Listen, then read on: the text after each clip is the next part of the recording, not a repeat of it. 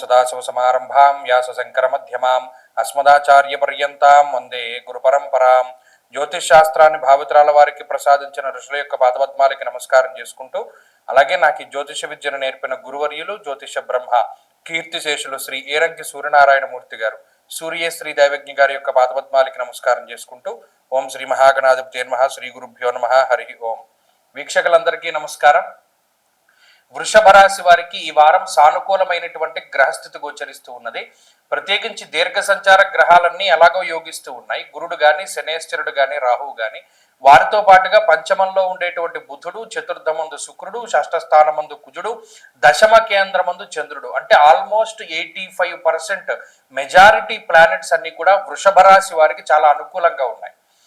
ఈ అనుకూలతల మధ్యలో జరిగేటువంటి దశ కూడా యోగిస్తే ఇంకా ఉన్నతమైనటువంటి ఫలితాలు వస్తాయి. ఒకవేళ దశ యోగించలేదనుకోండి జాతకంలో, ఈ గోచార ఫలితాలు కూడా అంతగా మనకి అన్వయం అవ్వవు. కాబట్టి ఈ చిన్న వ్యత్యాసాన్ని గుర్తుపెట్టుకోవాలి. గోచార పరంగా గురుడు, శనేశ్వరుడు, రాహువు, బుధుడు, శుక్రుడు, చంద్రుడు, కుజుడు ఇన్ని గ్రహాలు యోగిస్తూ ఉండి మిగతా గ్రహాలు ఏం ప్రతికూలంగా లేవు. అంటే ఇప్పుడు అర్ధాష్టమ స్థితిలోనో అష్టమ స్థితిలోనో గ్రహాలు లేవు.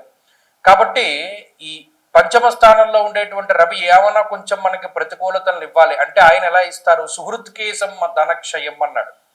అంటే సొంత బంధువుల వల్ల లేదా సొంత బంధువులను నమ్మి ధనాన్ని ఖర్చు పెట్టేటువంటి పరిస్థితులకి ఈ గ్రహస్థితి కారణమవుతుంది.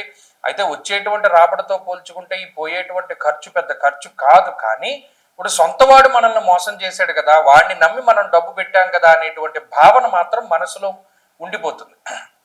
ఆ ఒక్క విషయమై వృషభ రాశి వారికి ఏమైనా ఇబ్బంది మినహాయించి వృత్తి ఉద్యోగాల పరంగా కానీ, ఆరోగ్య పరంగా కానీ, కుటుంబ పరంగా కానీ, లేదా ఐశ్వర్య పరంగా కానీ అన్ని విధాలుగా కూడా ఈ గ్రహస్థితి పూర్తిగా సహకరిస్తుంది. ఇంకా చెప్పాలి అంటే ఏదైనా ఉన్నతమైనటువంటి పదవి సంప్రాప్తం అవ్వడానికి, అనగా ఏదైనా సమాజంలో ఒక ఉన్నతమైన పదవి అయి ఉండొచ్చు, ఉద్యోగంలో ఏదైనా కీలకమైనటువంటి పదవి అయి ఉండొచ్చు, ఇలా ఒక క్రియాశీలకమైనటువంటి పనులు చేయడానికి అవకాశాన్ని కల్పిస్తుంది ఈ గ్రహస్థితి. కాబట్టి అన్ని విధాలుగా కూడా బాగున్నది. అటు కుటుంబ పరిస్థితులు, ఇటు ఆరోగ్య పరిస్థితులు అన్ని శ్రమకు తగినటువంటి ప్రతిఫలం పొందుతూ ఉండడం దగ్గర నుండి అన్ని విధాలుగా కూడా ఈ గ్రహస్థితి అనుకూలంగానే ఉన్నది. కాబట్టి వృషభ రాశి వారికి గ్రహస్థితి బాగున్నది. మరిన్ని అనుకూలమైనటువంటి ఫలితాలని సంప్రాప్తం చేసుకోవడానికే ఈ రాశి వారు ఎక్కువగా దత్తాత్రేయ స్వామి వారి యొక్క ఆరాధన చేస్తూ ఉండడం చెప్పదగినటువంటి సూచన. ఈ వారంలో కలిసి వచ్చేటువంటి రోజు గురువారంగా చెప్పవచ్చును. అదృష్ట సంఖ్య 2, అదృష్ట వర్ణము పసుపు. తదుపరి మిథున రాశి.